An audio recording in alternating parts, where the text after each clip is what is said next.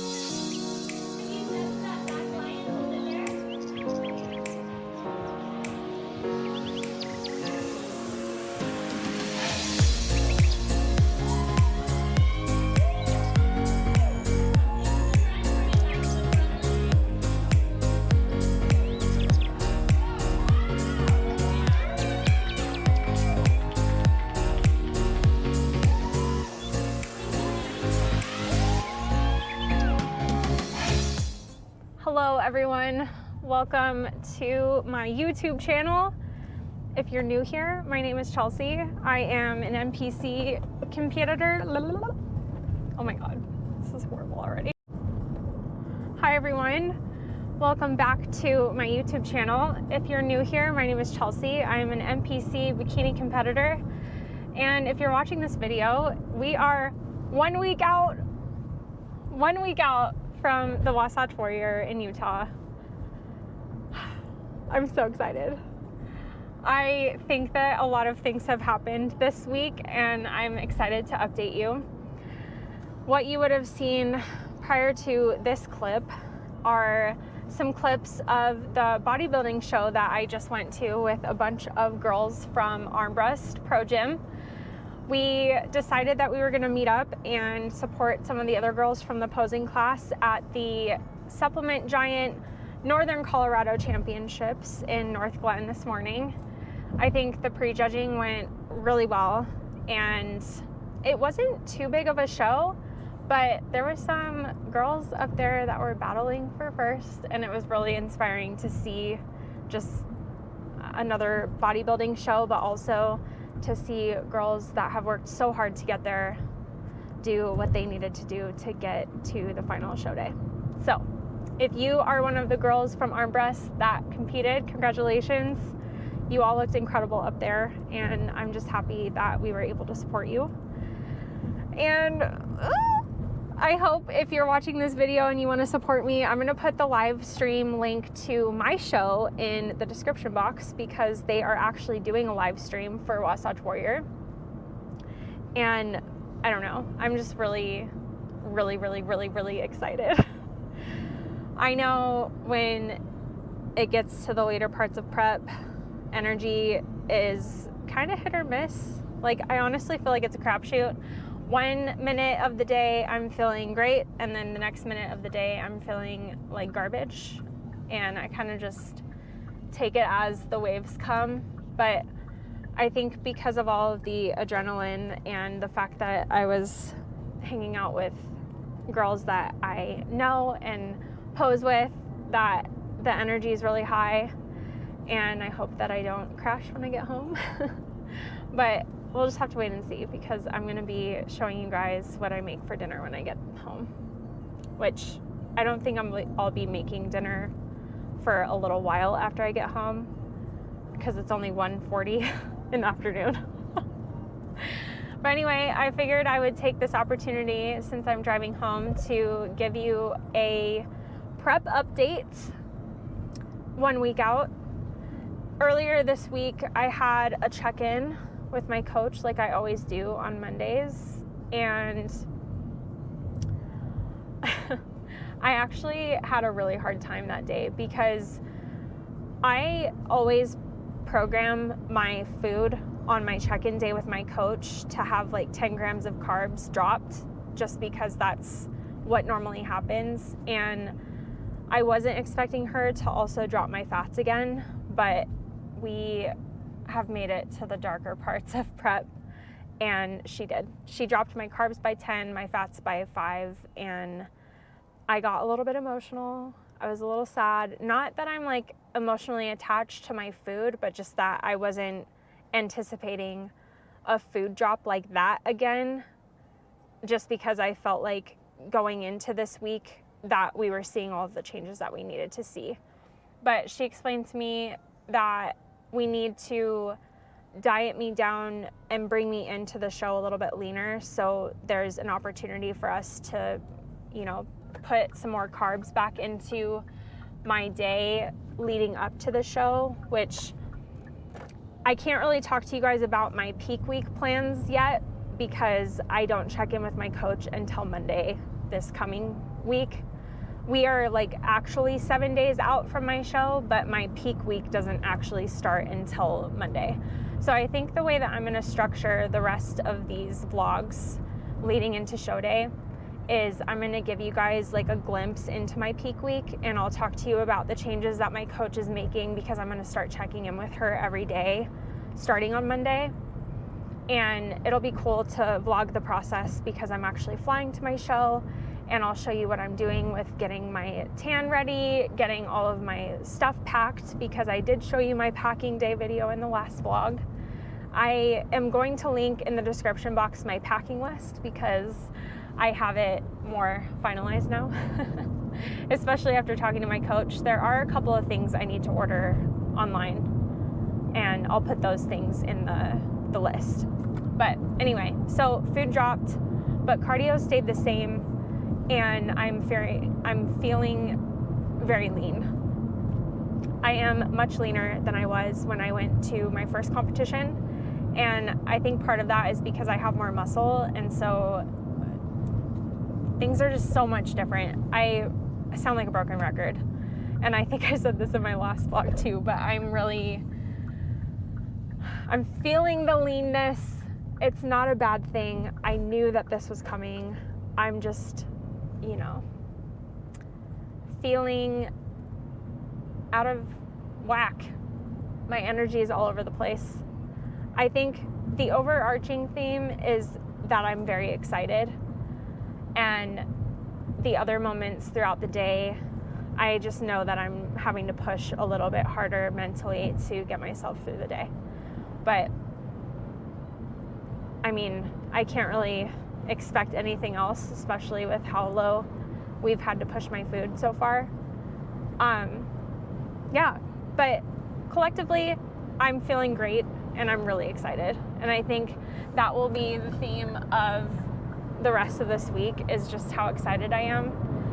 And one thing that we're doing different for this peak week, the only thing I can tell you about our strategy is, I think what's going to happen is my protein is going to fluctuate down and my carbs are going to fluctuate up, so we can start replenishing the glycogen stores in my muscles and hopefully start to fill out so I don't feel as twiggy.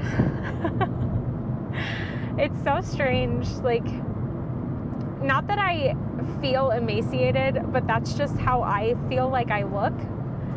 And I don't know, I'm trying to ignore my prep goggles. That's what I've heard it be called before, and I think I'm starting to understand why they use that phrase, because you start to kind of second guess what you think you look like. And I think it's just because, like, I see my body every day. So if there's like little changes, I can kind of notice it, but the overall gist is that, like, I can't trust my own perception right now. So I'm just heavily leaning into my coach and trusting her, because she's got me this far, and that's really all I need to do is follow my program and do what she tells me to do. And that's what I'm doing. So I think that is all of the prep updates I have. I don't really have anything else planned for this video necessarily, aside from showing you my dinner and giving you all my packing list. But if I come up with anything else creative, I'll throw it in at the end of this video. And for that reason, I'm not going to say bye right now.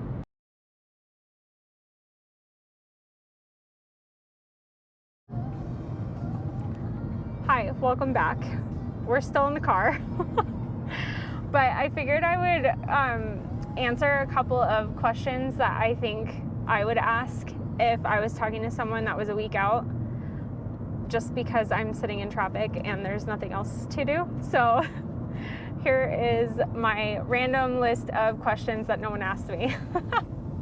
So the first one is about the tan, like how to do it. And I've only done this once, so I'm not an expert by any means, but based on what I've been hearing from other competitors and my first experience with putting on the tan is to exfoliate your skin. But I don't think that you necessarily need to use like the Pro Tan Get Buffed every single day leading up to your show, because I have the smaller bottle of the two, and I just didn't want to buy more, honestly. So what I have been doing is like the exfoliating gloves and just using my body wash. And I'm planning on doing that until 2 days before I have to put my tan on. And then I'll switch over to the Get Buffed and do like my whole body and shave the night before I'm planning on putting on my first coat of tan. So the first time that I did my tan, my coach had me put on the first layer on Thursday night before my show.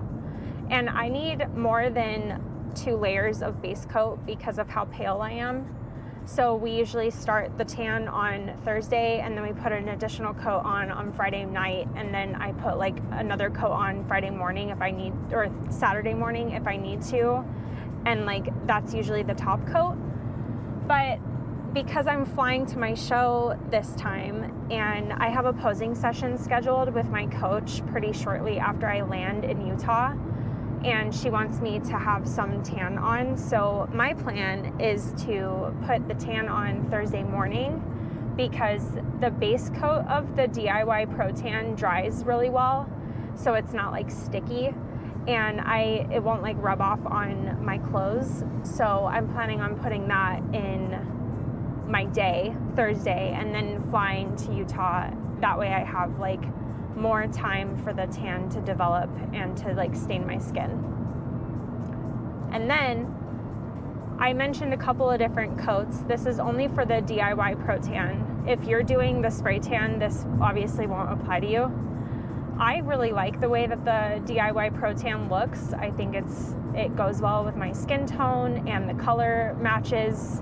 And I mean, I'm at an advantage with the Wasatch show because the Pro Tan is the tanning company that will be there for the show this time. But anyway, there's 2 different coats of base coat. There's the regular base coat, and then there's the super dark. So the first night that I put the tan on, or in this case the morning, I'll be using the regular base coat.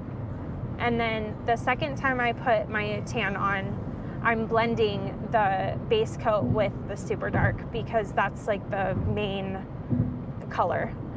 And then after that, I put on a top coat, or if my coach thinks I need it, I'll put on another layer of the base coat with the super dark. And on like the actual show day, I should only have to do the top coat, and then once I'm like backstage getting ready to go on, they put on this like spray glaze stuff that's supposed to bring like a shine to your skin, and that's pretty much it. I'm just making sure that I'm exfoliating and moisturizing every day leading up to my show for peak week. And I don't know, I've exfoliated my skin I think 3 times 2 weeks out, and then before that I was just kind of doing my own skin maintenance. I don't think it has to be like this big, super ridiculously complicated situation, because for me, the more simple something is, the better and the easier it is for me to follow. So that's what I'm thinking in terms of tan. And I have this system. It's instructions that I got from my coach last time I competed, and I don't know, more simple is better. Another thing that I was thinking about, because we were all like talking at the bodybuilding show that I'm coming from about, you know, how it feels on show day, and a lot of the girls haven't actually competed before. And I was kind of reflecting back on my experience getting on stage for the first time, and I think just taking a big old deep breath before you step onto the stage, that way you're grounded and you are prepared to smile and then, you know, do your routine, because that's what you're there to do, is to showcase the hard work that you've put in for many of us several months. I know my prep has been 27 weeks long, which is a pretty long time to be dieting down for something. And so you want to make it count on the day and not let your nerves overtake you. I think practice in a group environment is one of the best things that I've done for myself to make sure that I'm comfortable posing in front of people, because that's kind of the most nerve-wracking part. I don't really think about the judges when I'm up there. I want to make eye contact with them because they're the ones that are looking at me and giving me, you know, the score and comparing me to the other girls that are on stage to determine like who showed up their best. But honestly, stage presence is something I've noticed that comes from within. Like if you're not confident when you step up there, you can see it in your face, you can see it in your walk, you can see it in your movements. And that also comes with, if you haven't practiced, you're not going to be confident. And I really do believe and echo all of the podcasts that I'm listening to that have said, you know, posing should not be something that you wait until 6 weeks out from your show to learn. And it's true. It's a skill, just like anything else that's, you know, skill-based or something that takes a long time, like running. I don't know a single person who has gone on a 10-mile run after not training at all. And if you have, maybe you're doing some other form of cross-training that's helped you prepare for that, but I don't know anyone who can just say, I just am gonna run 10 miles today without training. So it's the same with posing. And I don't know. I think if you're gonna do something that's this much of a financial investment, you wanna make sure that you're gonna show up your best. And to me, that has translated into hiring a posing coach, meeting with her regularly throughout my prep, asking my coach to give me feedback on things because she is most familiar with my body, and doing the things that I need to do to prepare myself, like practicing all of the feedback that I'm getting from my coach, my posing coach, and the other coaches that my coach brings my posing pictures to, because all of that is extremely valuable, and being able to take it in and actually apply the changes, I think, is what sets people apart when you're up there on stage. And I love getting to go to these shows now that the season is back up and running, and that there is such a vibrant bodybuilding community here in Colorado. It's something that I wasn't expecting to have access to, but I'm really glad that there are shows that are happening from now until November here, because the more exposure you get, the better prepared you'll be. So practice and exposure and asking a lot of questions are all things that I would say are very, very important. Oh, and something else that we were all noticing as we were sitting there, like spectating, this was more for like the men's division, but smiling. Smile when you're up there. You should be excited. And if you're not excited, some people don't know until they know when they're up there that they're not having a good time, but like you work so hard and you diet for such a long time. It would be such a shame to walk up there and either have like a deer in headlights look or just have like a stone face the whole time, because that's not the point. It should be an exciting thing. And if it's not, maybe if you don't know, you really don't know. But if you're having doubts on the day, communicating that to your coach or the someone who's there to support you, I think might help, you know, get the nerves out or whatever. But just smile. It's really important. As I get closer to my show, I have been getting asked more about just like how excited I am or how I'm feeling and things like that.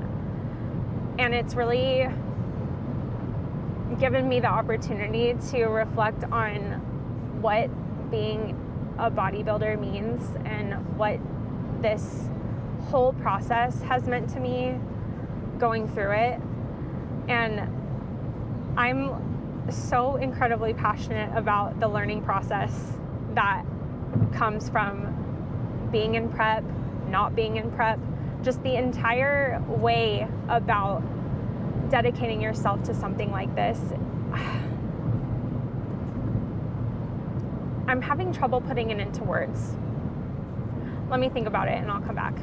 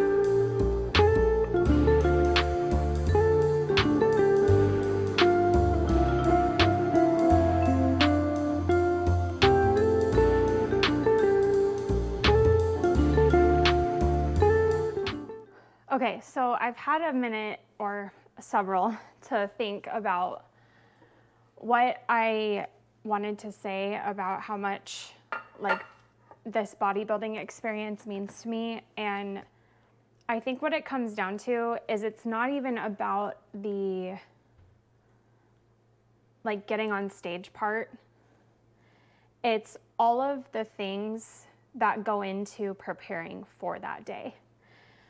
And a lot of people refer to it as the process because it really is a process for you to get yourself to a point where you can get on stage with the confidence that you need by saying, like, I did everything I could to get here. It's that I did everything I could to get here aspect that I think makes show day so incredible. And I think that's what people refer to as like I don't know how to put it, like making it worth it, I guess, for lack of a better phrase. All of the days that were hard, all of the moments where you didn't want to get out of your house to go and do cardio or go train, the mornings that you felt like crap and you didn't want to check in with your coach because you felt like shit, and all of the moments where you were doubting whether or not you did enough. Like, there shouldn't really ever be a question of whether or not you do enough, but those thoughts can creep in for anyone, especially on the days where you feel like garbage and you're just trying to get through the day. That is a process to learn how to navigate through those spaces mentally and physically in order to produce the outcome that you see on show day. And I find it really inspiring to talk to people who have gone through this process and to see, you know, the IFBB pros that we all as NPC competitors look up to. Seeing all of them on stage is really beautiful, but to be able to go through the process of getting ourselves to stage, I think that it helps put that beauty into perspective. It's this like thing that I see on Instagram all the time is like, she's lucky, and then the reels are like clips of women who are showing the work that they've put in that lead to the I'm lucky part. I know it's a little bit cliche, but it's true. Like, this isn't luck. This is hard work and dedication. This is getting up on those really hard days when you really don't want to. And it's a culmination of all of those things over time that produces the outcome that you see on stage when people are really polished with their posing, or if they have the biggest smile on their face and you see all of the things come together. That full package is the culmination of all of the hard days that were made, that were done, that you made it through to get to that point. And I think that is what makes this worth it. It's not all about the glitz and the glam of show day, but that glitz and glam is so beautiful because you know that you put in so much work, so much time, so much effort. And that is what this means to me. I hope that made sense.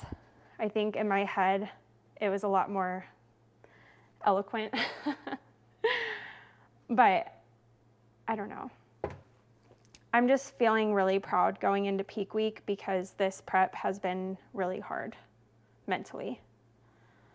And I've been making jokes to my friends that my first prep felt like a joke compared to this one because I really am having to tap into a different side of myself than I thought I needed to or whatever. But I think that that is really a testament to the process. Anyway, I am making banana bread. So that was not like a cute segue at all, but this is what we are working with here. This has walnuts and oats and chocolate chunks in it. And I'm really excited because this will be my post-show treat. I'm gonna bring a slice or two of this with me to Utah. That way I can have some after the show. because I don't know if you've picked up on this, but I am vegan and gluten-free. I don't talk about it on here very often, or at all, I don't think, on the YouTube channel. But I needed to set the timer. But I've been vegan since 2014. So I'm coming up on 10 years almost. I think I actually went vegan like closer to 2015, but I'm 9 or 10 years vegan. And then I went gluten-free, I want to say like 5 or 6 years ago, just because I noticed that my digestion was better when I didn't eat gluten, and I liked that, so I kept doing it. But there are not a lot of options, especially late at night after show day, for vegan gluten-free items. And my last show, I was really on like a sugar cookie kick, and I had enough calories in my day leading up to show where I could keep those in the whole time. But this time around, I definitely had to make a decision between lattes and cookies for like my daily thing that I consume, and I chose lattes because I love them so much. So it'll be nice to have like a different treat, because I've been making banana bread every couple weeks for my husband because he likes to eat them before he works out. So I'm doing that today, and I'm gonna freeze some and then bring some for myself after my show. And I guess this is an opportunity to talk about something else that I get asked by people mainly who have never competed before. But they always ask me like, oh, what are you gonna do post-show, blah, blah, blah. And I don't really have like a strong desire for certain things after the show. I just wanna have a good time and spend time with the people who came to watch me compete. And so for me, that looks like getting a hot chocolate with my friends and eating a piece of my banana bread. And then in the morning, I plan to go to brunch. I think that it is a slippery slope when you start competing and you get to a point in your prep where you are really hungry, and food is appealing, obviously, because your body's like, give me more food. But I think that the slippery slope is when you start to hyperfixate on the options that you would have after show, and people often use that as, you know, a reason to eat all of the things that they didn't eat in prep. And I try to avoid the language of like, I didn't get to eat this thing in prep, because that really feeds into a scarcity mindset that I don't think is helpful for your mental health and the longevity of you being a competitor. So the way that I approach post-show is still structured, but with a little bit more like plug and play. So for me, what my reverse diet looks like is a slight macro bump, but not to the point where I am having a free meal every other day, or, you know, having those little bites that you're tempted to have when you're dieting down. I'm just embracing the reverse diet as an extension of my prep, and I'm keeping the structure in my head of like, I still have a goal of my macros to meet every day. And it'll be nice because I'll have a bump in calories, so I could put in a cookie if I want. But I think it's really important, if you are someone who tends to skew towards the food hyperfixation, and if you've had a troublesome relationship with food in the past, I think that it takes a lot of mental strength to be aware of those tendencies and know how to work through them in a way that will encourage you to come out of the diet as healthy and as logically as you can. And for me, that just looks like complete emotional detachment from my food. Like, yeah, it sucks that your food gets dropped and that your cardio increases, and maybe you can't have the cookie that you want because you would rather have a meal with higher volume and more plant foods in it to help keep you full longer. But I think it's that it's like a dangerous place to be when you're like, oh, I really want that thing and I can't have it. Because it's not about the fact that you cannot have it, it's that you're choosing not to have it because either your coach put you on a meal plan or you have chosen specifically not to eat that food because you would rather have something else in your day that's more filling. Or a different treat, I don't know. That's just my approach to post-show. That's the way that I've been able to not maintain control because I don't feel like I've lost it, but just to keep in mind that I'm in this for a long-term commitment, and that doesn't look like going crazy after a show for me. So I do have plans to eat with other people and go out to dinner, but those plans can be made like once a week instead of let's do it every day after my show because I haven't been able to in X amount of weeks. Because realistically, you can eat what you want in prep. You're just choosing not to. So hopefully that helps. That's the way that I'm approaching post-show. It's the way that I feel the best. But I think the biggest thing too is if you're ever in doubt about anything related to the reverse diet or prep in general, that you have a coach or a support system that knows how to help you when you're in, the tough spots. And I would say right after post-show is a tough spot for many people.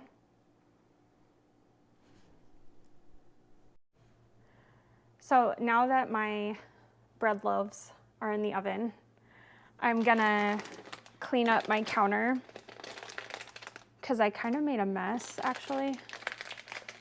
It happens from time to time.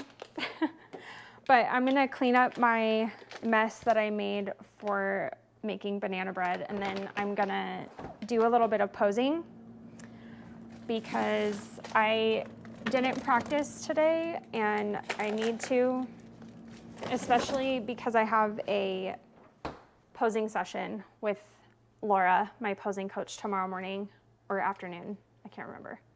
But sometime tomorrow I have a posing session with Laura.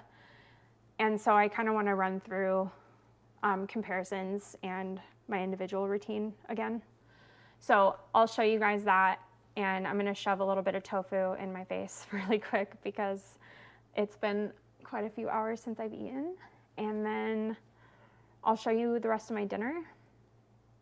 And then I think this will wrap up the 1 week out vlog. I didn't really know what was gonna happen in this video.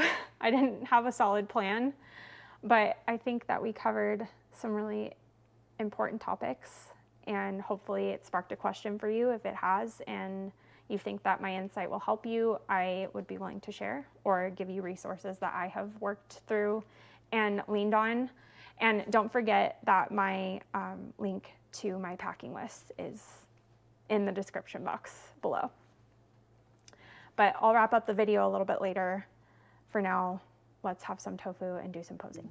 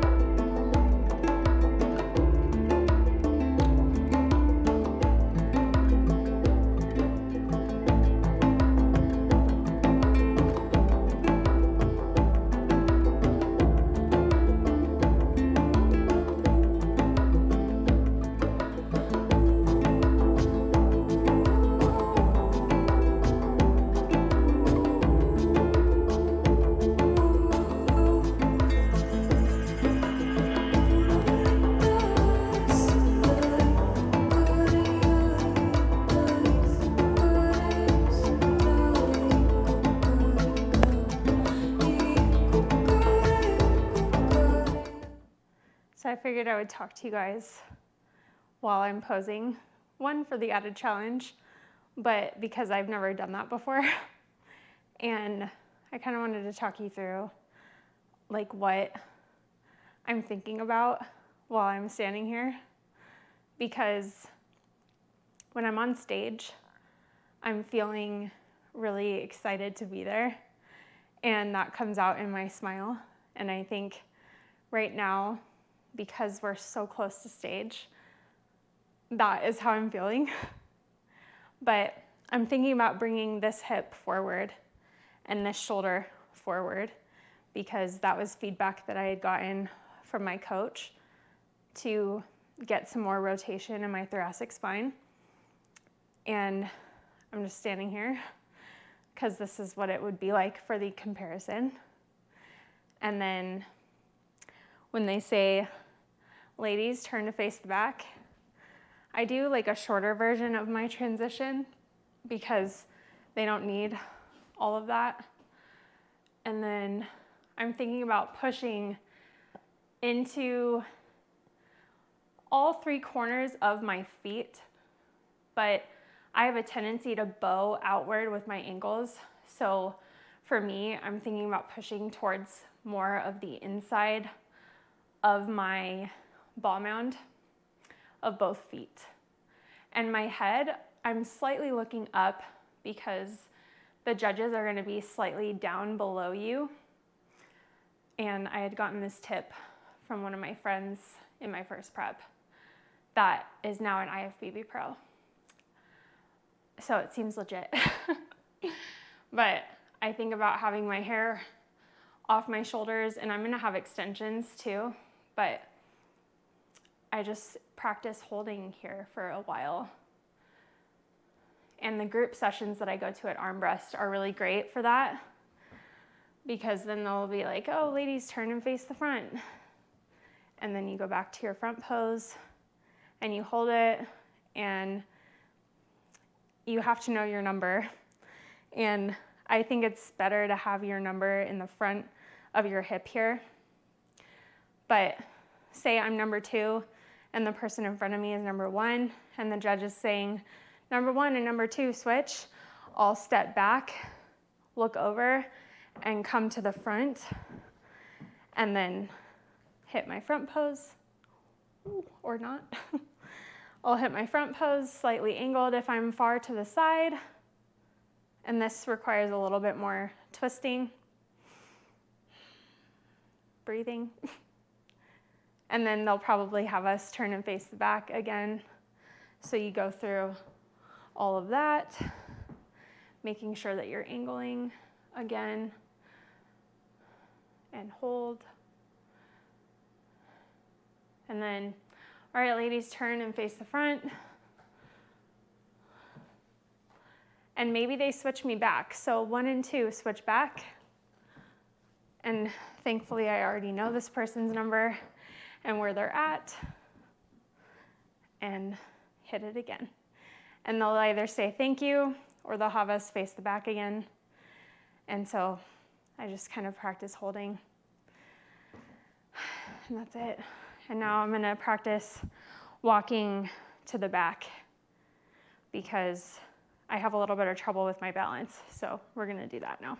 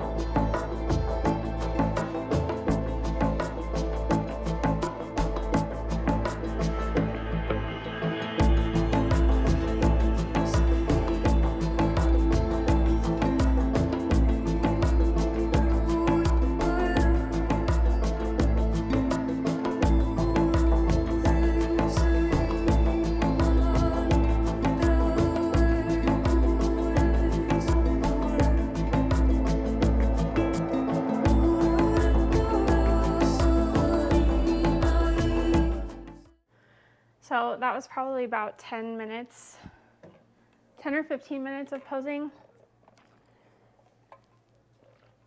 Sometimes I'll practice a little bit longer, sometimes I'll practice a little less long. It all just depends on how my body's feeling. And today I'm feeling pretty tired. I did a 40-minute run, like by run I mean jog, because it was very slow, like a 12-minute mile. But I went for a 40-minute run instead of incline walking with only 10 minutes of running today. And my coach pulled out my creatine a couple days ago, and I didn't think I was actually going to notice the difference, but I do, because my recovery isn't as good. So that's been kind of annoying, but what can you do? It's only a week, right? But I'm gonna make my dinner now. Before I started filming this like posing clip, I had my 80 grams of tofu that I normally eat for this dinner. And the rest of my dinner is a little bit sad, I'm not gonna lie, because I budgeted my macros for a cortado and a latte. So my dinner tonight is going to consist of 50 grams of shredded potato and 20 grams of spinach, and then 40 grams of textured vegetable protein. And then I have this no salt seasoning that I found at Costco, and this has been a lifesaver. So what I'll do with my meals is put dill and this no salt seasoning, because my coach wanted me to hit a certain amount of sodium a day, just because we're trying to control as many variables as we can this time. And for the sodium part of my meal, I add 5 grams of this liquid aminos. I like this better than salt. It tastes better and it's easier to track, in my opinion. I think salt is a little bit tricky because on the bottle that I use, it's 540 milligrams of sodium per like 1.4 grams or something like that. But my scale, I don't know if I need a new one or what, but it's just not sensitive enough to pick up that amount of sodium to equal a gram. And I just got kind of overwhelmed thinking about how to track that. So we have good old liquid aminos here. But I have to rehydrate my textured vegetable protein in hot water. And I usually add my liquid aminos directly to this because it kind of marinates it a little bit. And for those of you who are curious, I weigh my liquid aminos, I'm getting confused. I weigh my textured vegetable protein dry, and then I rehydrate it. I think it's a little controversial, but I think as long as you track whatever you're eating consistently the same every time, it doesn't really matter if you dry it, I really can't talk. It doesn't matter if you track it wet or dry, as long as you track it the same every time. Because like a lot of the things that I do track, like my rule of thumb is I'll weigh it as I eat it, or as I would eat it. But in the case of like frozen vegetables, I would rather weigh those frozen and then cook them because of water loss. But with this protein, like tofu, I weigh out of the package before I air fry it. The textured vegetable protein I'll weigh before I add water to it, because that's just what I do. So like I said, I don't think it matters necessarily how you track it, just as long as you commit to one way, if that makes sense. So I have to wait for the hot water to heat up and for my textured vegetable protein to rehydrate, and then I'll show that to you guys. And I actually think that I'm gonna wrap up the video here so I can edit it and get it out. Because that's kind of what I do on my Saturdays now, is film YouTube and then edit it to get it up on the interwebs. So this video was kind of a clusterfuck, I'm not gonna lie. But if you made it this far in the video, thank you for being here. I am really feeling so excited for my show. And being able to share it in this way with you guys has been really fun. I don't get a lot of interaction. I didn't expect to, but it's nice to have this as like a video diary of my experience. And I think I'll do the peak week, I'll vlog that, and then I'll do show day. Maybe they'll be the same video, maybe they'll be separate ones. And I want to do like another recap video because I know I've tried to be like as transparent as possible with how I'm feeling and sharing with you guys the hard days, at least maybe if they're not currently happening, but after the fact. But I think it'll be a good chance for me to get my thoughts together to do like a full recap video once I publish my show day stuff, because it's a very special experience. It's a very valuable learning one, but it did not come without its challenges. So anyways, thank you for being here. Please like this video, comment down below, share it with your friends, subscribe to my channel. I don't know what the future of this channel looks like, but I do really enjoy filming, especially on Saturdays. I have the time to. So I want to put out some more content, but I need your help. I need questions. I need topic ideas, things to get my mind going, because I'm still very new to this platform and I want to get better and grow with you guys. So, and that is literal and hypothetical, or I don't know what the right word is, but hopefully you know what I'm saying. Anyway, thank you for watching. And don't forget the link to my packing list for those of you who have expressed interest. It is in the description box, I promise. So hopefully you find it helpful. It's nothing much, but I am someone who really enjoys clicking like check boxes, and it's just nice to have it in an Excel spreadsheet, or in this case, Google Sheets. So hopefully you find it helpful. I will keep the, I'll make it available for you to make your own copy. That way you can add or take away whatever you want to. But it's nice to have a resource that someone else makes and you can just kind of add to it instead of having to create it from scratch. And thank you for those of you who reached out and found my packing list video helpful. I appreciate that you actually watched the video and it wasn't too blabby. But thank you for sharing this experience with me. I feel like my camera shut off, so I'm not exactly sure how much of that was finished, but all I was gonna say is it's really exciting to be able to share this experience with you, whoever is watching. And I am 1 week out, just one. Okay, I'm not exactly sure where that cut off. My camera is overheating or something, so I'm gonna wrap this up quick. Thank you so much for being here. If you find these videos helpful, please share them, and share with me if you find it helpful. I'm looking for more topic ideas, so send them over my way, and I will see you in the Peak Week vlog next time. See you soon.